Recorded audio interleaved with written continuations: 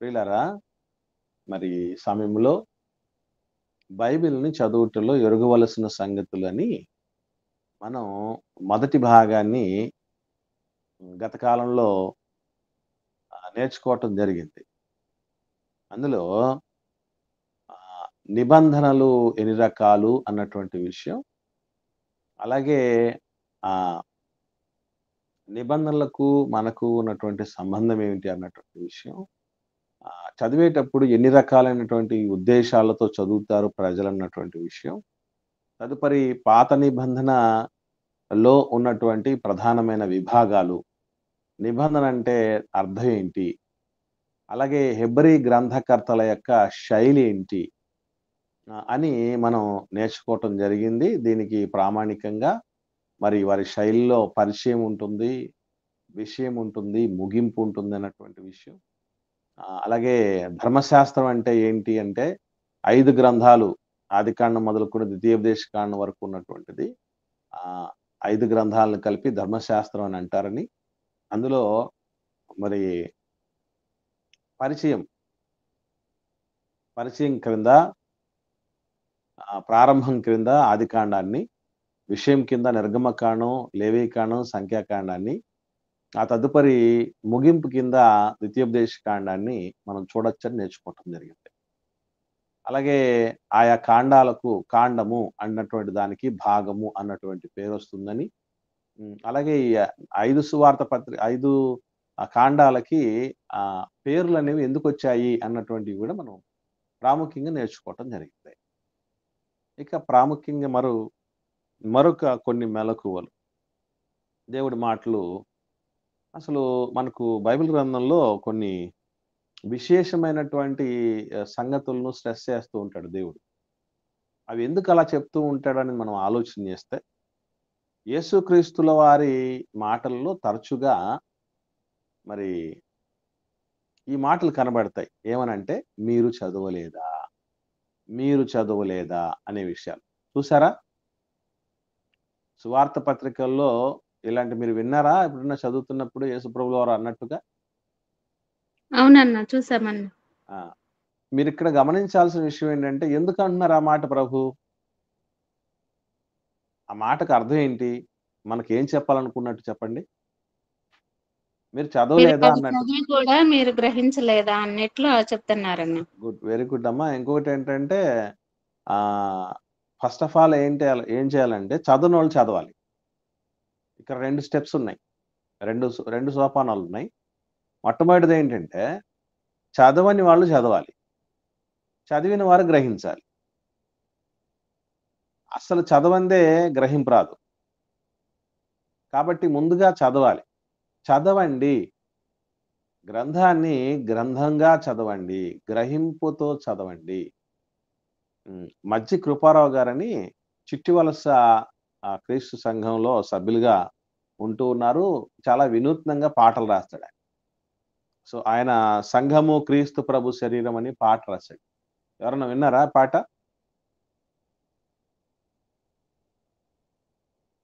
ఎవరు మాట్లాడట్లేదు. 'సంఘము క్రీస్తు ప్రభు శరీరము, సంఘమను శరీరమునకు క్రీస్తే శిరస్సని' పాట రాసాడాయన. పాట కూడా ఆయన గాత్ర సంగీతం అని, అంటే వాయిద్య పరికరాలతో సంబంధం లేకుండా పాడుతూ ఉంటారు. బాగా శ్రావ్యంగా పాడతారు. చాలా బావుంటది. పాటలు గూడా మంచి డెప్త్ ఉంటది. ఎవరైనా విన్నారా? వినలేదన్నా. లేదన్నా.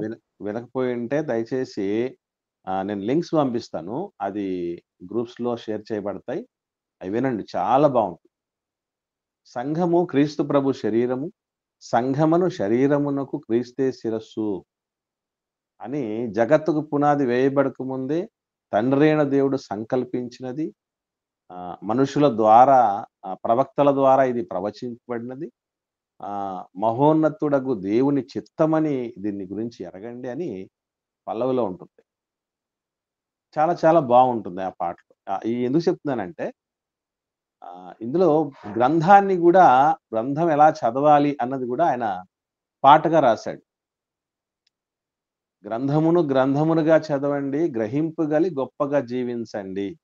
గ్రహింపుగలి గొప్పగా బోధించండి అని, బోధించి జీవించాలి, జీవించి బోధించాలి అన్నటువంటి విషయాన్ని ఆ పాటలో చాలా బాగా రాశాడు.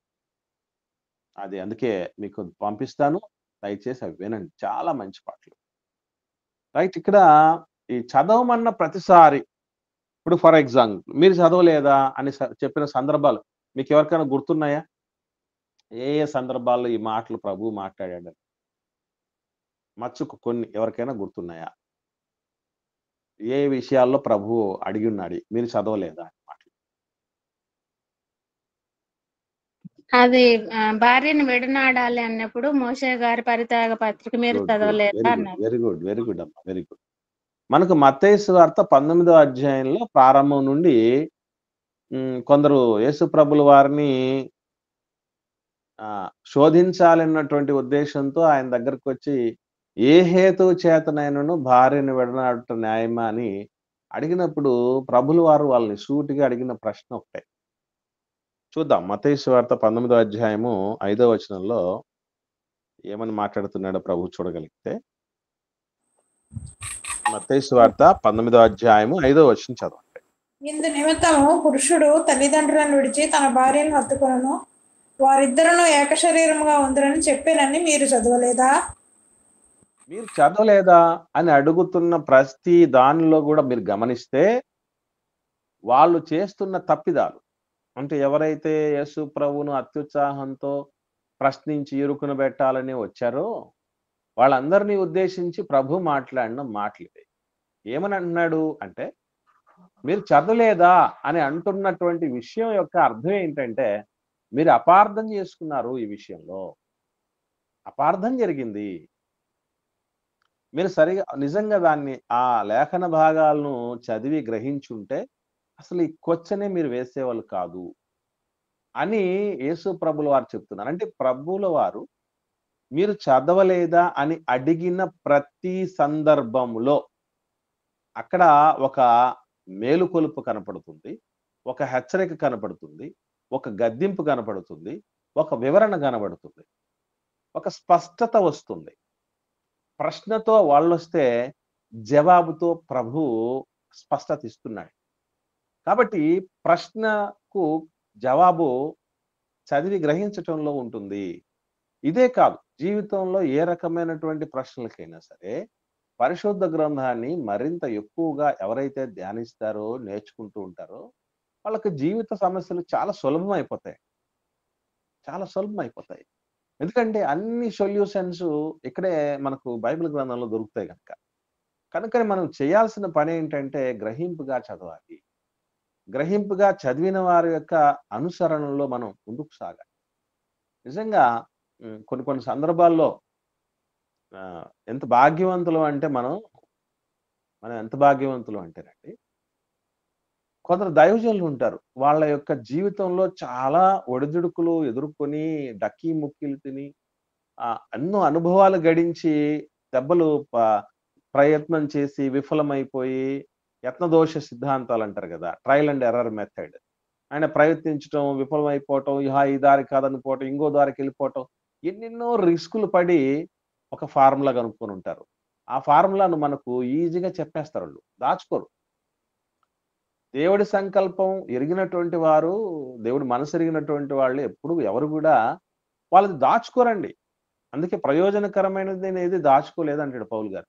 దేవుడి సంకల్పం అంతా నేనేం దాచుకోకుండా మీకు చెప్తున్నాను అంటాడు. కాబట్టి అట్టి అనుభవం మనకు రావాలంటే మనకు ఎన్నో దశాబ్దాల కాలం పట్టొచ్చు. దశాబ్దాలు అయినా కూడా నేర్చుకోలేని సంగతులు వాళ్ళు మనకు వితిన్ ఒక కొన్ని నిమిషాల్లో నేర్పించగలుగుతున్నారంటే మనం ఎంతో భాగ్యవంతులు. ఇక్కడ మీరు గమనించగలిగితే మీరు చదవలేదా అన్నటువంటి ఈ మాటలో భార్యాభర్తల బంధం ఎంత ఉన్నతమైనదో, ఎంత శక్తివంతమైనదో, దాన్ని ఎలా చూడాలో అన్నటువంటి విషయం చాలా స్పష్టంగా చెప్తున్నట్టు మనకు అర్థం అవుతుంది. అంత మాత్రమే కాకుండా మరికొన్ని సందర్భాల్లో మనం గమనించగలిగితే యేసు ప్రభుల వారు పునరుత్థానం గురించి మాట్లాడేటప్పుడు, పునరుత్థానం గురించి చాలా మంది సద్దూకయ్యులు తెగ ఒకటి ఉంది మనకు తెలుసు. దేవదూత గాని, పరిశుద్ధ ఆత్మ గాని లేడు అన్నటువంటి మాటల్లోకి వెళ్ళిపోతారు. మరి ఆత్మే లేదంటున్నారంటే దేవుడు కూడా ఆత్మే, మరి దేవుడు కూడా లేడనేటువంటి నాస్తిక తెగ కూడా వచ్చేసింది ఆనాటి కాలంలోనే. అటువంటి వాళ్ళు సైతం క్వెషన్ చేస్తున్నప్పుడు మరలా ప్రభు చెప్తారు. ఏమనంటే, మీరు పొదను గూర్చిన భాగం ఉంది కదా! నిర్గమకాండలో మీకున్నది కదా! నేను అబ్రహాము దేవుడను, ఇస్సాకు దేవుడను, యాకోబు దేవుడినని దేవుడు చెప్పుకున్నాడంటే, వాళ్ళు చచ్చిపోయారు కదా మరి. వాళ్ళు పునరుత్థానం చెందలేదు కదా! వాళ్ళ చాప్టర్ అప్పుడే క్లోజ్ అయిపోయింది కదా! మరి వాళ్ళ గురించి ఎందుకు మాట్లాడుతున్నాడు చెప్పండి మీరు? పునరుత్థానం అనేది లేకపోతే వాళ్ళ గురించి ఎందుకు మాట్లాడతారంటారు? వాళ్ళు ఇంకా బతికే ఉన్నారా మరి? అని యేసుప్రభులు వారు క్వెషన్ చేస్తున్నారు. ఆయన క్వెషన్ చేసిన ప్రతిసారి మీరు చదవలేదా అని అడిగిన ప్రతిసారి గూడా, ఈవెన్ విశ్రాంతి దినాన్ని మీ శిష్యులు మీరుతున్నారయ్యా, పంట చేలలో బడి అక్కడ వెన్నులు తుంచి తింటున్నారు అని అడిగినప్పుడు గూడా, మరి తానును తనతో కూడా ఉన్నటువంటి జనాలు అలసి ఉన్నప్పుడు, ఆకలితో ఉన్నప్పుడు దావీదు చేసిన పని మీకు తెలీదు గదా! తెలీదా? మీరు చదవలేదా? యాజకులు తప్ప వేరొకరు తినకూడని సముఖపు రొట్టెలను ఆయన తిన్నాడు గదా! మరి దీన్ని మీరేమంటారు? అని అలాగా మీరు చదవలేదా? అనే మాటలు మాట్లాడతారు. సో, మనం గుర్తుపెట్టుకోవాల్సిన విషయం ఏంటంటేనండి, చదువు అన్నది ఎవ్వరికైతే వస్తుందో, ఎవరెవరికైతే చదువు అన్నది వస్తుందో, ఎంత వీలైతే అంత సమయాన్ని ఎక్కువగా కేటాయించి, దేవుని గ్రంథాన్ని మనం చదవాలి, ధ్యానించాలి, నిదానించి ప్రతి ప్రశ్నకు సమాధానాన్ని కనుక్కోగలగాలి. ఇలా చేయగలగాలి. చాలా ఎస్పెషల్లీ నాకైతే చాలా ఇష్టం అండి. ఎంత ఇష్టం అంటే, రాత్రి నిద్రపోయి కాలకృత్యాలకు, భోజనాలకు టైం వదిలేసి, మిగతా టైం అంతా చదువుకొని, నేర్చుకొని, ఇంకా వాళ్ళకి నేర్పించు అననే పని మాత్రం పెడితే, జీవితకాలం ఇలాగే చెప్పుకుంటూ పోవాలని నాకు ఆశ. కారణం ఏంటంటే, 1 కాదు, 2 కాదండి తెలుసుకుంది. నేను లోకంలో చాలా పుస్తకాలు చదివా. పిల్లలకు చదువులు చెప్పడానికి పుస్తకాలు చదివా. ఉద్యోగం కోసం పుస్తకాలు చదివా. పాటలు రాయటానికి పుస్తకాలు చదివా. పుస్తకాలు రాయటానికి పుస్తకాలు చదివా. కానీ వీటన్నింటిలో దొరకనటువంటి శ్రేష్టమైనటువంటి జ్ఞానం, విశేషమైనటువంటి జ్ఞానం, అద్వితీయమైనటువంటి జ్ఞానం పరిశుద్ధ గ్రంథాన్ని, దైవ గ్రంథాన్ని ధ్యానం చేస్తున్నప్పుడు తెలుస్తూ వస్తున్నాయి. కాబట్టి సీక్రెట్స్ మనకు ఒక్కొక్కటి తెలిసిపోతూ ఉంటే ఎంత సంతోషం అనిపిస్తుంది. అందుకే సాధ్యమైనంత వరకు ఎప్పుడు దేవుని మాటల్ని మనం చదవాలి. చదువుతున్న ప్రతిసారి ఒక్కొక్క చిక్కుముడికి జవాబు దొరుకుతుంది. మనం చేస్తున్నటువంటి తప్పిదాలకు అడ్డుపడుతుంది. మనం ఆ రాజమార్గంలో, రుజుమార్గంలో ముందుకు సాగటానికి చాలా సులభం అవుతుంది. అంటే అంత మేలుంది గనక మనం చదవాలి. ఈ చదివే క్రమంలో తెలుసుకోవాల్సిన సంగతులు కొన్నున్నాయి. అందులో గుర్తుపెట్టుకోవాల్సిన విషయం ఏంటంటే, నేను అడుగుతున్నాను, పరిశుద్ధ గ్రంథానికి ఏమని పేరండి? పరిశుద్ధ గ్రంథానికి, బైబిల్ గ్రంథానికి ఉన్న పేర్లు కొన్ని మనకు తెలుసు కదా! వాటిలో మీకు తెలిసిన పేర్లు కొన్ని చెప్పండి. ధర్మశాస్త్ర గ్రంథము, ధర్మశాస్త్రము వెరీ గుడ్. యెహోవా గ్రంథము అని రాయబడింది కదండి. పరిశుద్ధ గ్రంథము అని చెప్పబడింది. దైవ గ్రంథము అని కూడా అంటాం కదా మనం. ఈ దైవ గ్రంథం అని పిలువబడినటువంటి ఈ పుస్తకంలో నేను అడుగుతున్నాను, మీరు చెప్పండి, దేవుని మాటలు మాత్రమే ఉంటాయా? లేకపోతే వేరే వాళ్ళ మాటలు కూడా ఉంటాయి ఇందులో? అన్ని ఉంటాయండి. వేరే వాళ్ళ మాటలు కూడా ఉంటాయి. ఖచ్చితంగా దేవుడి మాటలు మాత్రమే కాకుండా వేరే వాళ్ళ మాటలు కూడా ఉంటాయి. ఎందుకు ఈ మాట మరి ఇంత చిన్న విషయం ఎందుకు చెప్పాల్సి వస్తుంది అని మీరు అడుగుతారేమో. ఎప్పుడైతే దేవుడి మాటలే కాకుండా ఎవరెవరి మాటలు మనకు వినపడతాయి చెప్పండి పరిశుద్ధ గ్రంథంలో? కొన్ని పేర్లు చెప్పండి. మనుషుల మాటలు, అలాగే మనుషుల మాటలు వినపడతాయి. చెప్పమ్మా. జంతువులు కూడా మాట్లాడతాయన్న. జంతువులు మాట్లాడిన సందర్భాలు చూసాం, అపవాది మాట్లాడిన సందర్భాలు చూసాం, రాజులు మాట్లాడారు, బానిసలు మాట్లాడారు, మహిళలు మాట్లాడారు, దేవదూతలు మాట్లాడారు కదా. సేనాలు కూడా మాట్లాడినాయి. ఏమక్క? సేనా దయ్యం కూడా అదే దయ్యం మాట్లాడిందంటే సరిపోయింది కదా, కవర్. సో ఇలాంటి మాటలన్నీ ఉన్నాయి. మనకు తెలియని విషయం ఏంటంటే, ఎవరు మాట్లాడిన మాటలను మనం తీసుకోవాలి ప్రామాణికంగా? మాదిరిగా ఎవరి మాటలు తీసుకోవాలి? దేవుని మాటలు దేవుడి మాదిరిగా మాటలు తీసుకోవాలి, యేసుప్రభు మాటలు తీసుకోవాలి, అపోస్తలుల మాటలు తీసుకోవాలి, ప్రవక్తల మాటలు తీసుకోవాలి కదా! కానీ ఎప్పుడైతే మనకు వీళ్ళందరి మాటలు పేరేమో దైవ గ్రంథమే. కానీ ఒక్క దేవుడి మాటలు మాత్రమే ఉండవు ఇందులో. అన్ని రకాలైనటువంటి వ్యక్తుల యొక్క మాటలు కూడా ఉంటాయి. వాటిని బట్టి మనం ఏం చేసుకోవాలి? వేటిని మనం మాదిరిగా తీసుకోవాలి, వేటిని మనం మాదిరిగా తీసుకోకూడదనేది మనకు తెలియాలి. లేదనుకోండి చాలా ప్రమాదం. చిన్న ఎగ్జాంపుల్ చెప్తాను మీకు అర్థం కావటానికి. చాలా మంది బైబిల్‌ని విమర్శించేటటువంటి వాళ్ళు కొన్ని ప్రశ్నలు మనకు సంధిస్తూ ఉంటారు. మన చెవిన పడుతూ ఉంటాయి వాళ్ళ ప్రశ్నలు. ఎలాగుంటాయి ఆ ప్రశ్నలు అని ఆలోచన చేస్తే, ఉదాహరణకి ఏవండీ మరి వ్యభిచారం చేశారండి చాలామంది. బైబిల్‌లో వ్యభిచారం గురించి రాయబడిందండి. వ్యభిచారం మరి దారుణంగా వావి వరసలు లేనటువంటి సంబంధాలను చూస్తున్నామండి మనం. కోడలతో మామయ్య ఎళ్ళాడండి. కూతుర్లతో నాన్న ఎళ్ళాడండి. తర్వాత భయంకరమైనటువంటి పదజాలాలున్నాయండి బైబిల్ గ్రంథంలో. ఫ్యామిలీతో కలిసి బైబిల్ మనం చదవలేమండి. ఇందులో దుర్మార్గం, బానిసత్వం ఉందండి ఇందులో.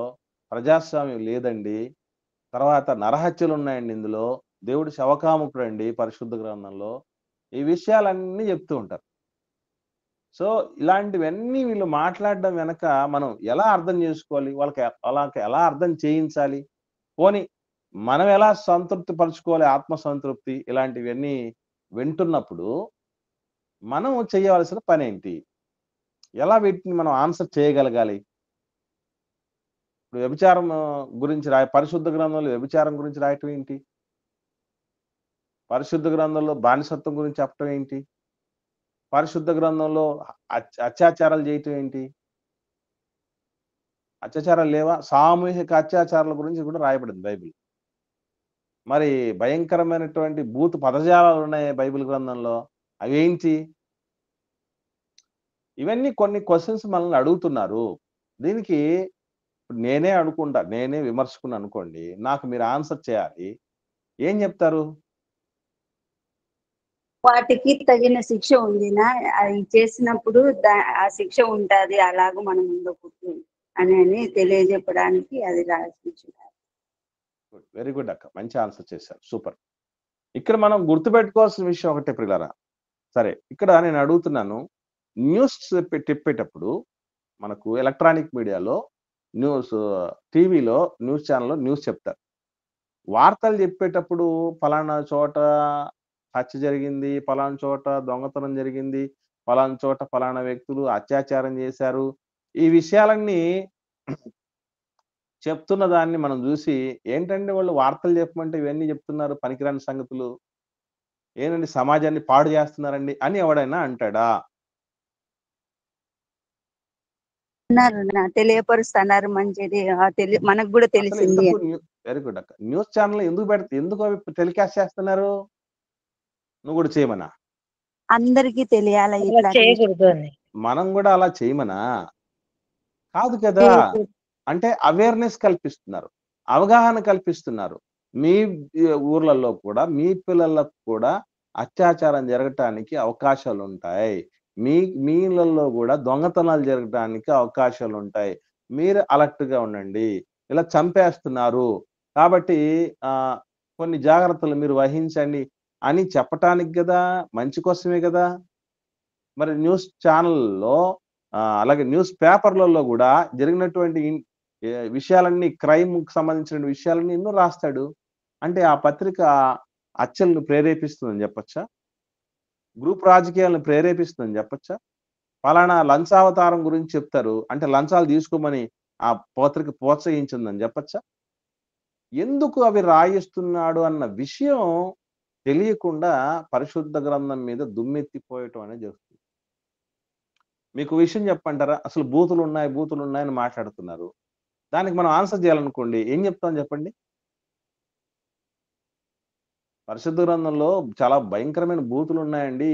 అసలు ఆ పదాలు కుటుంబంలో ఇంట్లో కూతుర్లతో, కొడుకులతో కలిసి దాన్ని చదవలేమండి అసలు మనం. అది బూత్ పుస్తకం అండి. ఎక్స్ రేటెడ్ బైబిల్ అంటారు. సాల్మన్ రజ్దీ అనేటటువంటి ఒక ఇస్లాం రైటర్ పేరేమో సాల్మన్ అంటే క్రిస్టియన్ అన్నమాట. క్రిస్టియన్ పేరు. కానీ అతను ఒక ముస్లిము. సాల్మన్ రజ్దీ అనేటువంటి ఆయన ఎక్స్ రేటెడ్ బైబిల్ అని బైబిల్ గ్రంథం అంటాడు. అది భూత పుస్తకం అని. మరి ఇలాంటి ప్రశ్నలు అడిగారు అనుకోండి, మనం ఏం చెప్తాం చెప్పండి ఆన్సర్? వాళ్ళు పూర్తిగా విషయం తెలుసుకోకుండా అది మాత్రమే చదువుతారు. దాన్ని ముందు వెనక వాళ్ళకి అర్థం కాదు. కాబట్టి ఓకే. వాళ్ళు ముందు ఓకే. మనం ముందు వెనక అయితే చెప్పాలి అనుకోండి, ఏం చెప్తామని చెప్పండి అక్క? ముందు వెనక వాళ్ళు ఇలా చేశారు కాబట్టి ఈ దుస్థితి వాళ్ళకు కలిగింది, మీరు ఇలా ఉండకూడదు అని దేవుడు దాన్ని రాయించి ఉంచుతాడు. వెరీ గుడ్ అక్క. ఇంకా ఏమన్నా ఇంతకు మించిన బెటర్ ఆన్సర్స్ ఎవరికైనా తెలిసింటే మరొకసారి పంచుకోండి. ఇంకా వేరే విధంగా ఏమన్నా మీకు తెలిసినటువంటి విషయాలు ఉంటే ఒకసారి షేర్ చేయండి.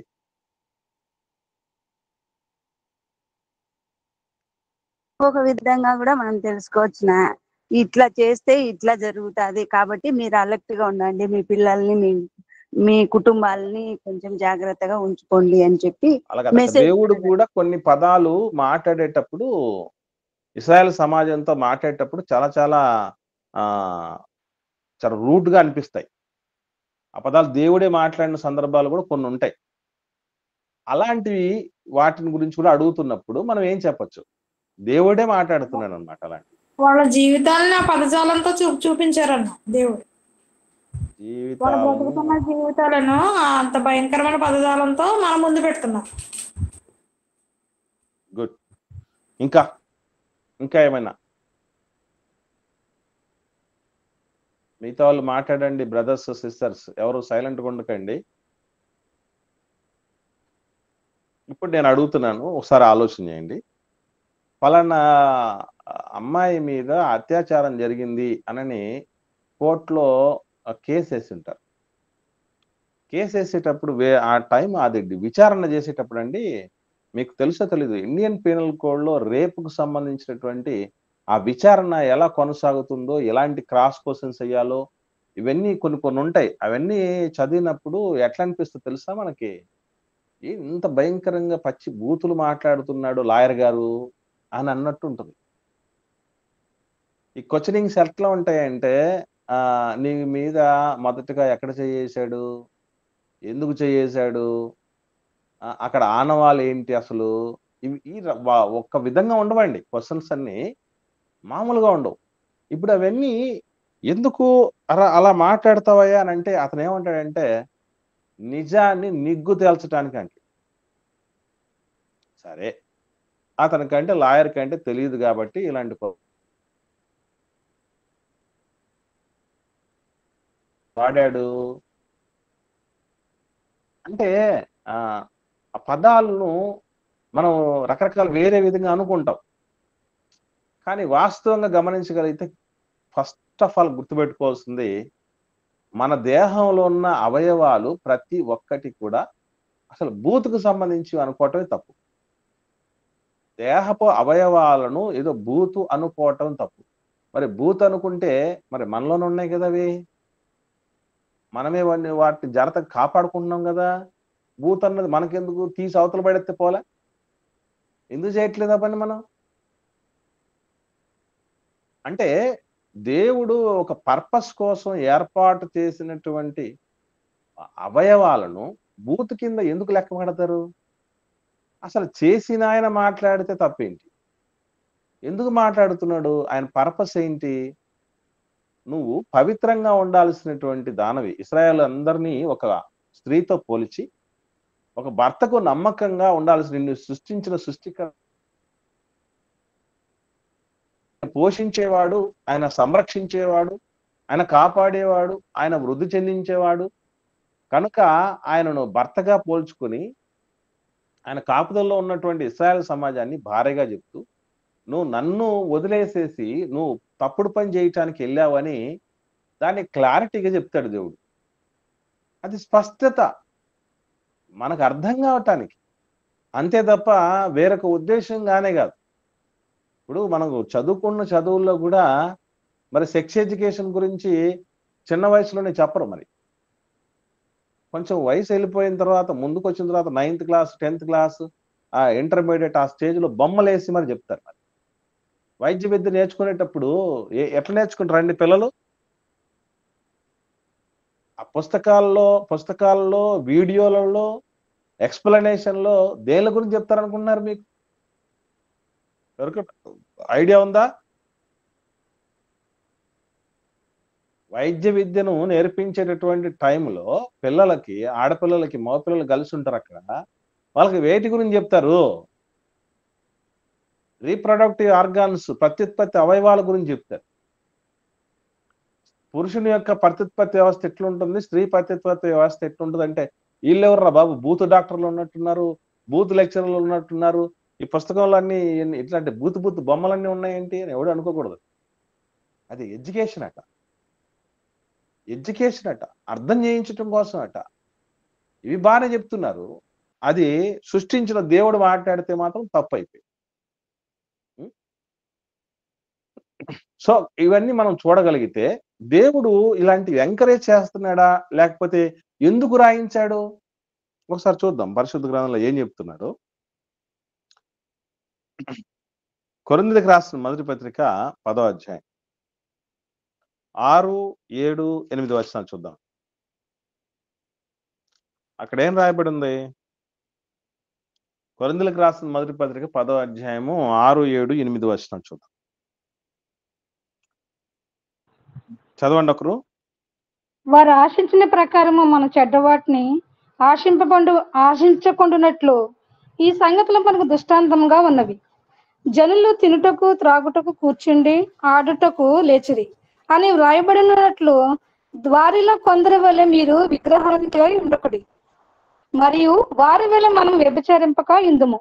వారిలో కొందరు వ్యభిచరించి నందున ఒక్క దినమునే 23,000 మంది కూలిరి. మనము ప్రభువును శోధింపక ఇందుము. చాలమ్మా, ఒక నిమిషం తల్లి. ఇక్కడ గమనించాల్సిన విషయం ఏంటంటే దేవుడు వ్యభిచారం చేసిన వాళ్ళ గురించి రాయించాడు. ఎందుకు రాయించాడట? ఎందుకు రాయించాడటండి? వారిలో ఉండకూడదండి. మనము వారి వలె వ్యభిచరించక ఉండాలి అని. వ్యభిచరిస్తే వారికి ఏం జరిగింది? అలాంటి పర్యవసానం మనం కూడా ఎదుర్కోకుండా ఉండాల్సింది.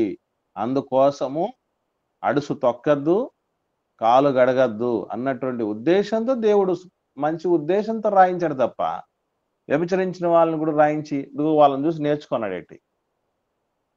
దేవుడిని శోధించిన వాళ్ళని చూసి ఆ విషయాలు ఎందుకు రాశాడు? వాళ్ళు ఆశించినట్టు చెడ్డవి ఆశించకూడదు. చాలా మంది ఆశించారు, తమవి కానిది ఆశించారు. ఆశించిన వాటి గురించి ఎందుకు రాయించాడు దేవుడు? అవన్నీ గ్రంథస్థం ఎందుకు చేయించాడు? మనం వాళ్ళలాగా తప్పు చేయకూడదు అని, వాళ్ళలా మనం కూడా పాపాత్ములం కాకూడదు అని, మనం విగ్రహారాధికులం కాకూడదని రాయించాడు తప్ప ఏది మనల్ని ఎంకరేజ్ చేయటానికి రాశాడని అనుకుంటాం పొరపాటు. పచ్చకామెరలోడికి లోకమంతా పచ్చ కనబడుతుంది, పనికిరాడికి ఏదో లోకంలో ఉంది ఆ సామెత. మనసు చెడిపోయినోడికి అమ్మ కూడా వేసేలా కనబడద్దట. వాడు భ్రష్టుడిగా అయిపోయినటువంటి వ్యక్తికి అమ్మ కూడా వేసేలా కనబడద్దట. గొప్పవాడు అయిపోతే అసలు ఆ వేశ్యగా ఉన్నటువంటి ఆమెలో కూడా అమ్మను చూసి అంత గొప్ప స్థితిలోకి వెళ్తాడట. కాబట్టి మనం చూసే విధానంలో ఉంది తేడా. అందుకే ఇవన్నీ దేవుడు ఎందుకు రాయించాడు అనేది మనకు తెలియాలి. ఇది 100% దేవుడు చాలా స్పష్టంగా రాయించినటువంటి విషయాలు. ఇకపోతే బైబిల్ గ్రంథంలో ఎవరు మాట్లాడారు ఈ విషయాలు నేను తెలుసుకోకపోతే, అన్ని దేవుడే మాట్లాడాడు గనక మనం కూడా వీటిని ఆదర్శంగా తీసుకోవచ్చు అన్నటువంటి తప్పుడు ఆలోచనలకు వెళ్ళిపోతాం. దీనికి ఒక బెస్ట్ ఎగ్జాంపుల్ ఏంటంటే మనకు తెలుసు యోబు గ్రంథం. యోబు గ్రంథంలో 42 అధ్యాయాలు ఉన్నాయి కదండి. ఈ 42 అధ్యాయాల్లో ఇవి అనుభవ జ్ఞానాంశాల క్రింద లెక్క. అనుభవ జ్ఞానాంశాల పుస్తకాలలో మొట్టమొదటి పుస్తకం యోబు గ్రంథం అట. సో ఈ అనుభవ జ్ఞానాంశాలలో భాగంగా యోబు గ్రంథాన్ని చదివేటప్పుడు మనం తీసుకోవాల్సిన మొట్టమొదటి జాగ్రత్త, ఎవరికైనా ఐడియా ఉంటే ఒకసారి చెప్పండి. యోబు గ్రంథాన్ని చదివేటప్పుడు మనం తీసుకోవాల్సిన మొట్టమొదటి జాగ్రత్త ఏంటి? మనకు ఆపద వచ్చినప్పుడు ఎవరు దేవుని మాట్లాడుతున్నారు? ఆపద వచ్చినప్పుడు ఎవరు దేవుని దూషించకూడదు. ఇంకమ్మా ఎవరు మాట్లాడుతున్నారు అనేది ఇంపార్టెంట్. అసలు అక్కడ వెరీ గుడ్ అమ్మా. అసలు వాస్తవంగా మనం ఆలోచన చేస్తే ఒక్క యోబు గ్రంథంలో చాలా రకాలైనటువంటి వ్యక్తులు మాట్లాడిన విషయాలు కనపడతాయి. ఎవరెవరు మాట్లాడిన విషయాలు కనపడతాయి చెప్పండి.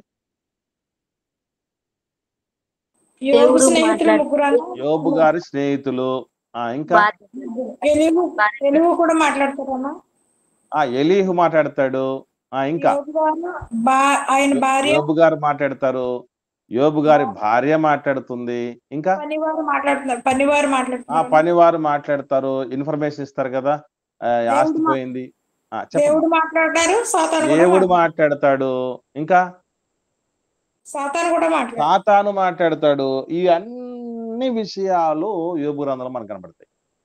దేవుడు మాట్లాడిన మాటలు కనబడతాయి, దయ్యం మాట్లాడిన మాటలు కనబడతాయి, యోబు మాట్లాడిన మాటలు, వాళ్ళ ఆవిడ మాట్లాడిన మాటలు, పని వాళ్ళు మాట్లాడిన మాటలు, స్నేహితులు మాట్లాడిన మాటలు, ఎలీహు మాట్లాడినటువంటి మాటలు, ఇలా అందరి మాటలు కనబడతాయి. ఇప్పుడు మన వాళ్ళు బైబిల్ గ్రంథాన్ని, ముఖ్యంగా యోబు గ్రంథాన్ని చదివేటప్పుడు కొన్ని పదాలు తీసుకుంటారు. కొన్ని పదాలు తీసుకొని దేవుడు ఈ విధంగా మాట్లాడుతున్నాడు అంటారు. అది అసలు దేవుడు మాట్లాడిన మాట, యోబు గారు మాట్లాడిన మాట, యోబు గారి స్నేహితులు మాట్లాడిన మాట, మరొకరు మాట్లాడిన మాట అని తెలుసుకోవాలి. మనం తెలుసుకోకుండానే, అది ఎవరు మాట్లాడారో తెలుసుకోకుండానే మనం ఏం చేస్తామంటే, ఇదిగో యోబు గ్రంథంలో దేవుడు ఇలా చెప్తున్నాడు. మరి యోబు గ్రంథంలో మరి యోబు గారి స్నేహితులందరూ యోబు గారిని ఏమన్నారు చెప్పండి. యోబు గారికి ఉన్నటువంటి స్నేహితులందరూ యోబు గారిని ఏమన్నారు? ఖచ్చితంగా ఎవరే నీతిమంతులు ఇన్ని కష్టాలు పడర్రా యోబు, ఒక్కసారి నువ్వు గాని నీ కొడుకులు గాని ఏమైనా పాపం చేసి ఉంటారేమో ఆలోచన చేయండి రా అన్నారు. దేవుడు ఎప్పుడు అన్యాయం చేయడురా. నువ్వు ఇంత అన్యాయం అయిపోయావంటే, ఇంత నష్టపోయావంటే నువ్వు ఖచ్చితంగా ఏదో పాపం చేసి ఉంటావు. నువ్వన్నా చేస్తుంటావు, నీ పిల్లన్నా చేస్తుంటారు. ఒక్కసారి చూసుకోరా. మరి ఇవన్నీ నిజాలేనా? మరి ఇవన్నీ నిజాలేనా? ఎందుకొరకు యోబు గారికి శ్రమలు వచ్చాయో అసలు యోబు గారికి తెలియదు. తెలుసా అండి యోబు గారికి? అంత ఉన్నత స్థితిలో నుంచి, అంత సంపన్న స్థితిలో నుంచి ఎందుకు ఉన్న పాటున అలా అయిపోయాడు అన్న విషయం యోబు గారికి సైతము తెలియదు. అవునా కాదా? మరి యోబు గారికి సైతం తెలియకపోతే పక్కనే చుట్టూ చూస్తున్న వాళ్ళకి ఏమైనా అర్థం అవుద్దా? ఏమర్థం అవుద్దండి? అందుకే మనం చూడండి, ఒక మనిషికి ఒక సంకట స్థితి ఎందుకు వచ్చిందో తెలియకుండానే కొందరు మాట్లాడతారు. ఫర్ ఎగ్జాంపుల్, మన ఇంట్లోనే ఎవరో ఒకరు చనిపోయారు అనుకుందాం. చనిపోయినప్పుడు ఒకసారి ఏం జరిగిందంటే అండి, ఒక ఇన్సిడెంట్ జరిగింది. మనకు ఇండియన్ పెంతెకోస్తు సంఘ సహవాసానికి సంబంధించి కడపలో పాల్ ఈశ్వర్ రెడ్డి గారని ఉండేవాడు. ఆయన వాళ్ళ కుమారుడి యొక్క పెళ్లి చూపులకి కారులో ఫ్యామిలీ అంతా వెళ్తున్నారు. వెళ్ళి తిరిగి వచ్చేటప్పుడు యాక్సిడెంట్ అయ్యి కొడుకు చనిపోయాడు, ఆయన చనిపోయాడు. నాన్న కొడుకు ఇద్దరు చనిపోయారు. ఇది చూశారు సమాజం చూసి ఏం మాట్లాడింది అని అంటే మనకు తెలియదేం కాదు. ఒకటి, నీ మార్గం అంతట్లో నీ పాదానికి రాయి తగలకుండా దేవదూతల చేత నిన్ను ఎత్తిపట్టుకుంటాడు అని చెప్పారు. యెహోవా యందు భయభక్తులు గలవారి చుట్టూ ఆయన దూతలు కాపుదల ఉంటుందని చెప్పారు. మరి పాస్టర్ గారు కొడుకు పెళ్లి చూపుల కోసం పోయి తిరిగి వచ్చేటప్పుడు పాస్టర్ గారు చనిపోవటం ఏంటి, పాస్టర్ గారు కొడుకు చనిపోవటం ఏంటి? వాళ్ళు ఏదో పాపం చేసి లోకంలో ఆ గుప్పుమన్నటువంటి ఆలోచనలు అవేనండి. అంటే ఒక మనిషి చనిపోయిన అర్ధాంతరంగా ఒక స్టేజ్ మారిపోయిన, అంటే బాగా ఉన్నటువంటి వాళ్ళు బాగా డౌన్ఫాల్కి వెళ్ళిపోయినా, బాగా డౌన్ఫాల్కి ఉన్నటువంటి వాళ్ళు ఉన్నత స్థితికి వెళ్ళిపోయినా, ఉన్న పాటలో కొందరు చనిపోయినా, మనం ఆలోచనలు మనకి ఏది అనిపిస్తే అది జరుగుతుంది. మనం ఏది అనుకుంటే అది ఫిక్స్ అయిపోతాం. ఇందుకే కాబోలు ఇది జరిగిందని. కానీ నిజంగా అది వాస్తవం కాదు. యోబు గారి స్నేహితుల గురించి దేవుడు చెప్పిన బోల్డ్ స్టేట్మెంట్ ఏంటి అని అంటే 42వ అధ్యాయం చూడండి.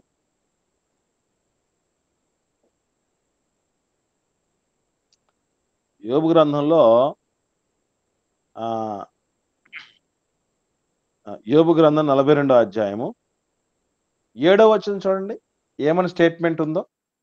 యెహోవా యోబుతో ఆ మాటలు పలికిన తర్వాత ఆయన తేమానీయుడైన ఎలీఫజుతో ఇలా సెలవిచ్చారు, నా సేవకుడైన యోబు పలికినట్లు మీరు నన్ను గూర్చి యుక్తమైనది పలుకలేదు గనుక నా కోపము నీ మీదను నీ ఇద్దరు స్నేహితుల మీదను మండుచున్నది. చూడండి, అంటే దేవుడు ఏమని చెప్తున్నా అండి, యోబు గారి యొక్క ముగ్గురు స్నేహితులు దేవుడి గురించి సరైనవి చెప్పలేదట. అంటే ఇప్పుడు ఫర్ ఎగ్జాంపుల్ యోబు గారి స్నేహితుల్లో ఎవరో ఒకరు దేవుడి గురించి ఒక స్టేట్మెంటే చెప్పేశారు అనుకుందాం. ఉన్నాయి కదా, చాలా స్టేట్మెంట్ ఇచ్చారు. మరి ఇచ్చినటువంటి స్టేట్మెంట్లలో ఏమి లేదని చెప్తున్నాడు, దేవుడే చెప్తున్నాడు స్వయంగా. ఏమని చెప్తున్నాడు, యుక్తమైన విషయాలు మీరు చెప్పలేదురా బాబు అని. మరి వీళ్ళు యుక్తమైన విషయాలు మాట్లాడకపోతే దేవుడు పలానా అన్నటువంటి విషయం వీళ్ళు చెప్పింది మనం ప్రామాణికంగా తీసుకోవచ్చా? అస్సలు తీసుకోకూడదు. అందుకే యోబు గ్రంథాన్నే కాదు, ఏ గ్రంథాన్ని చదువుతూ ఉన్నా మనకి ఏం మనసులోకి రావాలి అంటే, అసలు ఈ మాట ఎవరు పలుకుతున్నారు?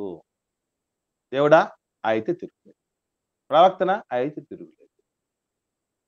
కానీ మిడిమిడి జ్ఞానంతో విషయం తెలియకుండా, వాస్తవం తెలియకుండా బయటికి ఏదైతే కనబడుతుందో దాని మీద కంటి చూపును బట్టి తీర్పు తీరుస్తున్నటువంటి సాధారణ మానవుల అయితే వాళ్ళ మాటలు పట్టించుకోవాల్సిన పనే లేదు. కనుక బైబిల్ గ్రంథంలో ఎక్కడైనా ఒక పదాన్ని మనం చూసినప్పుడు అది ఎవరు పలుకుతున్నటువంటి మాట, అది గ్రంథం యొక్క స్ఫూర్తితో, గ్రంథం యొక్క సారాంశముతో ఏకీభవిస్తుందా కాదా అని తెలుసుకోవాలి. అలాగని కొందరు మనుషులు మాట్లాడిన మాటలన్నీ కూడా తీసేయాల్సిన పని లేదు. ఇప్పుడు ఫర్ ఎగ్జాంపుల్, ఎవడెన్ను దేవభక్తుడై ఉండి ఆయన ఎందు భయభక్తులు కలిగి ఉన్న ఎడల దేవుడు వాని మనవుని అంగీకరిస్తాడు అని ఒక వ్యక్తి స్టేట్మెంట్ ఇచ్చాడు. గుర్తుందండి? ఎవరన్నారు ఈ మాట? వెరీ గుడ్ అమ్మా, వెరీ గుడ్. అయినా పుట్టినది మొదలుకొని గుడ్డివాడైనటువంటి వ్యక్తి మాట్లాడుతున్నాడు. ఏమని చూద్దాం. యోబు గ్రంథం 9 యోహాను సువార్త 9వ అధ్యాయం 31వ వచనం చూడండి. యోహాను సువార్త 9వ అధ్యాయము 31వ వచనం చదవండి అమ్మా. దేవుడు పాపుల మనవి ఆలకింపడని ఎరుగుదుము, ఎవడైనను దేవభక్తుడై ఉండి ఆయన చిత్తము చొప్పున జరిగించిన యెడల ఆయన వాని మనవి ఆలకించు. ఇప్పుడు నేను అడుగుతున్న ప్రశ్న, ఇది మనము ప్రామాణికంగా తీసుకోవచ్చా తీసుకోకూడదా? తీసుకోవచ్చాను. ఎందుకు తీసుకోవచ్చు అంటారు? ఇది దేవుడు చెప్పిన మాట కాదు కదమ్మా, దేవుడు చెప్పిన మాట కాదు కదా. దేవుని లక్షణాన్ని చెప్పాడు ఆయన. అదే గ్రంథ సారాంశం అంటారు దాన్ని. Very good. గ్రంథం యొక్క సారాంశము ఒక వ్యక్తి చెప్పిన సారాంశానికి తగినట్టుగా చెప్పాడా లేదా అని తీసుకోవాలి. అలాగని మనుషులు చెప్పారు కాబట్టి మనుషులు చెప్పింది నేను తీసుకోని అనడానికి లేదు. ఇప్పుడు నేను అడుగుతున్నాను మరొక మాట, అంటే మనుషులే చెప్పినంత మాత్రం చేత ఇది మనుషులదే కదా అని కొట్టేయటానికి లేదు అని చెప్పడానికి ఒక ఎగ్జాంపుల్ తీసుకున్నాను. అలాగుని ప్రసంగి గ్రంథం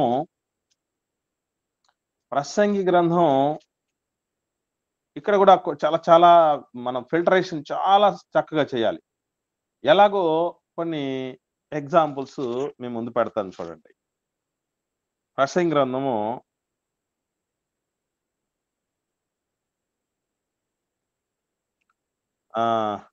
ఇందులో 5వ అధ్యాయంలో అనుకుంటాను, చూడండి ఏమని ఉంటుందంటే, అంతకంటే ఒక భాగ్యం ఎంత లేదు, అంటే ఒక మనిషి సంతోషంగా ఉండట కంటే మించినటువంటి భాగ్యం అనేది ఒకటి లేదు అని ఆయన మాట్లాడతాడు. రైట్, ఒకసారి చూడండి. మరియు కోరదగినది గాను చూడముచ్చటైనది గాను నాకు కనబడినది ఏదనగా, దేవుడు తనకు నియమించిన ఆయుష్కాల దినములన్నీ ఒకడు అన్నపానములు పుచ్చుకొనుచు తన కష్టార్జితమంతటి వలన క్షేమముగా బ్రతుకుచుండుటయే, ఇదియే వానికి భాగ్యము. ఇప్పుడు నేను అడుగుతున్నాను, ఇది మనం ప్రామాణికంగా తీసుకోవచ్చా తీసుకోకూడదా? మీరు చెప్పండి.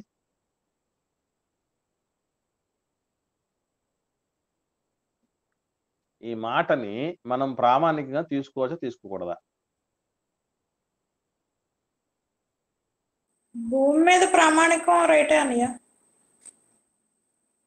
అంటే భూమి మీద ఇంతకు మించిన భాగ్యం లేదంటావమ్మా? అంటే అది దైవ సంబంధంగా కాకుండా మామూలుగా వ్యక్తిగతంగా చెప్పారు, శరీర సంబంధంగా చెప్పారు. అసలు వాస్తవంగా చెప్పాలంటే అమ్మా, భాగ్యం అనగానే దేవుడు భాగ్యం కింద దేని చెప్పాడు? వరం కింద వేటిని చెప్పాడు? ఆశీర్వాదం కింద దేని చెప్పాడు? రక్షణ పొందటం, దుష్టత్వం నుంచి మళ్లించబడటం, పాపాలు కడుక్కోవటం, పరిశుద్ధులు అవటం, దేవుని ప్రజలైపోవటం, దేవుడిలో ఉన్నటువంటి జీవాన్ని తిరిగి సాధించుకోవటం, ఇవి పరిశుద్ధత, మంచిది, భాగ్యము, ఆశీర్వాదము, దీవెన అని చెప్పాడు.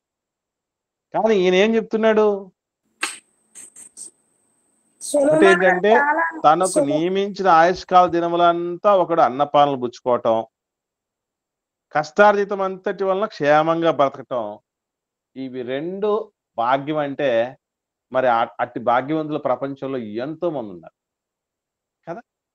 అందుకంటే అనుభవ జ్ఞానాంశాలతో కూడినటువంటి విషయాలను కొన్నింటిని మనం చూసేటప్పుడు గ్రంథము యొక్క ప్రామాణికతకు సరిపోలేటటువంటి విధంగా ఉందా, గ్రంథ సారాంశము దేవుడి యొక్క ఆలోచనకు సరిపోలి ఉంది, దేవుడి చిత్తానుసారంగానే ఇవన్నీ ఉన్నాయా లేవా అనేది మనం సరిచూడాల్సిన ఆవశ్యకత ఉంది. ఆత్మ సంగతులను ఆత్మతో సరిచూడాలి అని అంటాడు దేవుడు. ఇది కూడా మనకు తెలియాలి. అలాగని ప్రసంగి గ్రంథంలో ఉన్నటువంటి ప్రతి మాట మనం అసలు వాళ్ళ అనుభవాలు ఏదో చెప్పుకున్నారులేండి, అయినా అన్ని మాటలు మనం పాటించాల్సిన అక్కర్లేదని కొట్టేయడానికి లేదు, అలాగని ప్రతి దానిని మనం పాటించడానికి లేదు. గుర్తుపెట్టుకోండి, అర్థమవుతుందా? ఎందుకనంటే ఇప్పుడు కొట్టేసామనుకోండి, ఇది మనకు ఇప్పుడు 5వ అధ్యాయం 18వ వచనం కొట్టేసాం కదా. ఇప్పుడు 12వ అధ్యాయంకి వద్దాం. 12వ అధ్యాయం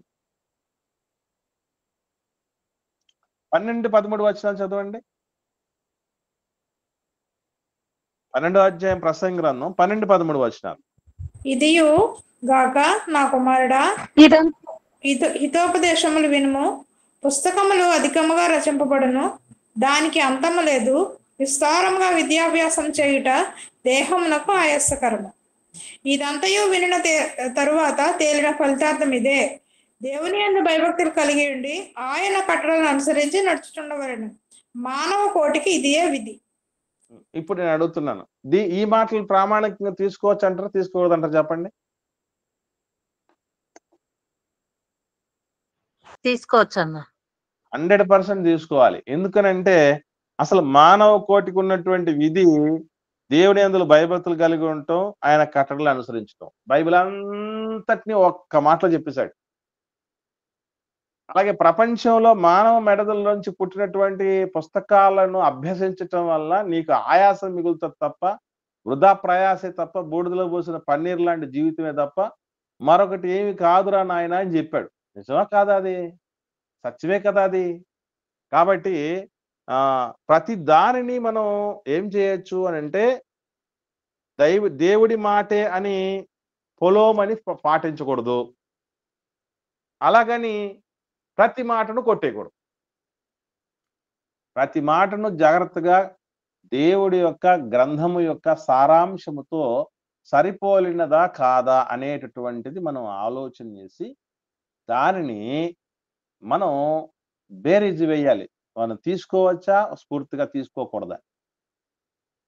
కనుక ఇవన్నీ అంటే అందరి మాటలు ఉన్నాయి. అందరి మాటల్లో కూడా మాట్లాడిన కొన్ని మాటల్లో, ఈవెన్ దయ్యం మాట్లాడిన మాటల్లో కూడా సగం సత్యం ఉంటుంది, సగం అసత్యం ఉంటుంది.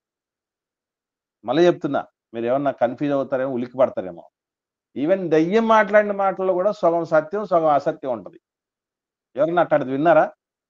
దెయ్యం మాట్లాడిన మాటల్లో సగం సత్యం సగం అసత్యం మాట్లాడినటువంటి సందర్భాలు ఉంటాయి. దెయ్యంవి అనేటటువంటివి నిజం అంటారా లేదంటే అబద్ధం అంటారా? యేసుక్రీస్తు వారితో మాట్లాడారు కదన్నయ్య డైరెక్ట్ గా, ఈ రాళ్ళను మీ కొండ మీద నుంచి దూకు, మీ తండ్రి పట్టుకుంటాడు. అదే నేను అడుగుతున్నది అదేనమ్మా. మాట్లాడిన యజ్విన హవ్వమ్మ. నేను అడుగుతున్నది ఏంటంటే అమ్మా, సగం సత్యం సగం అసత్యం చెప్తాడు దయ్యం అని నేను అన్నాను స్టేట్మెంట్. దాంతో మీరు ఏకీభవిస్తున్నారా? ఏకీభవిస్తే దేన్ని బట్టి ఏకీభవిస్తున్నారు? ఏకీభవించట్లేదా అంటే దేన్ని బట్టి ఏకీభవించట్లేదు అనేది నేను అడుగుతున్నా.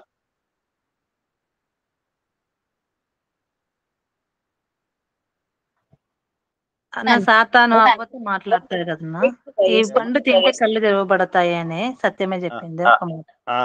వెరీ గుడ్ అమ్మా. ఆ ఏదైనా తోటలో జరిగిన సందర్భంలో మనం గమనిస్తే మీరు దాని ఆ పండు తిన్న దినమున మీ కళ్ళు తెరవబడతాయి. ఇది నిజమా అబద్ధమా? నిజమే. నిజమే నిజమే నిజమే నిజమే. కానీ అబద్ధం ఒకటి చెప్పింది జోడించింది వాడు జోడించాడు. ఏంటది? దేవతల వల్లే ఉంటారు. దేవునితో సమానులు అయిపోతారు, దేవతలు అయిపోతారు అనేది అబద్ధం. అంటే నిజాన్ని అబద్ధాన్ని కలగలిపి మాట్లాడతాడు వాడు. ఈ సత్యం మనం తెలియలేదు అనుకోండి, దెయ్యం అంటే ప్రతిదీ అబద్ధాలే మాట్లాడతాడు అని అనుకుంటాం. అలాగని ఒకవేళ వాడు కొంచెం సత్యం మాట్లాడుతున్నాడు కనుక వాడితో మనం ఫ్రెండ్షిప్ చేయొచ్చు, కొంచెం మంచోడలే, సగం మంచోడలే, ఆ సగం మంచిది మనం తీసుకుందాం అనుకోకండి. అది కూడా ఎందుకు మనకు చెప్తున్నాడో తెలుసా మీకు? అది కూడా ఆ సగం సత్యమైన ఎందుకు చెప్తున్నాడు? ఈవెన్ యేసు ప్రభుతో మాట్లాడేటప్పుడు కూడా రెఫరెన్స్ టు రెఫరెన్స్ మాట్లాడాడు. ప్రూఫ్ లేకుండా ఏం మాట్లాడలే. కానీ అదైనా ఎందుకు మాట్లాడతారంటే మనము ఆ సత్యమన్నా చెప్పకపోతే అటెన్షన్ తో ఉన్నాం కదా, వినం కదా. అర్థమవుతుందండి? అంటే మనల్ని రంగంలోనికి ముగ్గులోకి దించడానికి ముందు సత్యం చెప్తాడు, ఆ తర్వాత దాన్ని అసత్యంతో తిప్పేస్తాడు. జాగ్రత్త. అందుకే చిన్న ఎగ్జాంపుల్ చెప్తాను మీకు, వాడు ఎంత చక్కగా మ్యానిపులేట్ చేస్తాడు దెయ్యం అని అంటున్న విషయం మీరు చూస్తే, దేవుడు స్పష్టంగా బైబిల్లో నీ మార్గం అంతటిలో నీకు రాయి తగలకుండా నేను కాపాడుతానని మాట ఉంది మన కీర్తన గ్రంథంలో. నీ మార్గం అంతట్లో నీకు రాయి తగలకుండా కాపాడుతానన్నాడు కానీ ఎక్కడన్నా పైనుంచి దుంకుతూ ఉంటే కాపాడుతానన్నాడా? ఏమండి, ఇక డిఫరెన్స్ క్యాచ్ చేశారా? నీ మార్గం అంతట్లో అంటే భూమి మీద నడుచుకుంటూ పోతున్నప్పుడు, సువార్త పరిచయ నిమిత్తం వెళుతున్నప్పుడు నీ పాదాలకి రాయి తగలకుండా కాపాడుతానని చెప్పినటువంటి మాట. దాన్ని ఎలా మార్చాడు? పైనుంచి దుంకుతూ ఉంటే నీ కింద దేవుడు వలేస్తాడు, నీకేం కాకుండా ఉండని చెప్తాడు. ఎంత డిఫరెన్స్!